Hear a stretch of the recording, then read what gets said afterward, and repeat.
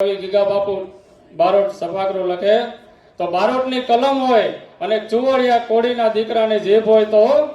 કે હાંધા તોડિયા પાંજરા વાળા હાંકડેથી ભાગ જૂટા ભાગ બોલી ગામડામાં થયા હાંક ભાગ જૂટા સિંહ જમુજાડા પ્રચુટા પે નાક જાણે તૂટા આસમાન કર્યા ફટા જમી તાંગ ઝાડા પાડા તેગવાડા પ્રલેકારા વેરી જાયગા પાડવાડા રગ્યા ગાડા રગ તાડા પૂર ફોજાડા ઉઠેડા માહે વાદળાના નોર ફડે ફડે કાળી બંધુ કાળી ભાગારણ તોડ ટેકાણા જણકી કરી ઠણકી પાખરા કરી જણકી જરદા ખાખ ઉઠિયા જોદાર રણકી સિંધવા રાગ ઠણકી ઉઠિયા રોગ ડણકી મામલા હોર કરે માર માર હનુમત તોમ વાલે લંકા ડાડા જમદાયા વેરી હંદાવાળા ગાડા તોડી આવી છે દોડી દીએ ગામડામાં લૂંટવાને પડે ધાડા માડી ધમ રોડી વારા કર્યા એક મેઘ થડીકા પતાળે સેજ થડકે લાગી ધક્કા મળી કોરંબ પીઠે ઉથડીકા મેરે થડીકા જે ટાણે જેડા દિગપાળા થયા ફાડે ચડી ચક ડાળ ધાળ મેદનની ચકોર દંડ લાગ્યા લંકાવાળા રામચંદ્ર જેમ જાયા કૌરવા પાંડવા જૂથ મચાયા કિસાણ અને પૃથ્વીરાજે બળી ભોગ દીધા હતા ફેર પાછા ગળ્યુવારા ભૂક્યા હતા જાગીયા ગ્રીધાણ જરૂર કે અટારી નારી ગોખલામાં જોવા લાગી કંત રહ્યા જીવતા કે હારી આવ્યા આમ.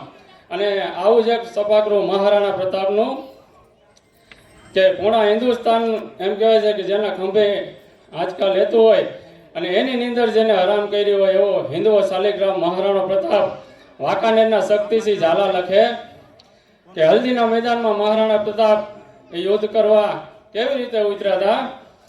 કે લેડા હળદી મેદાન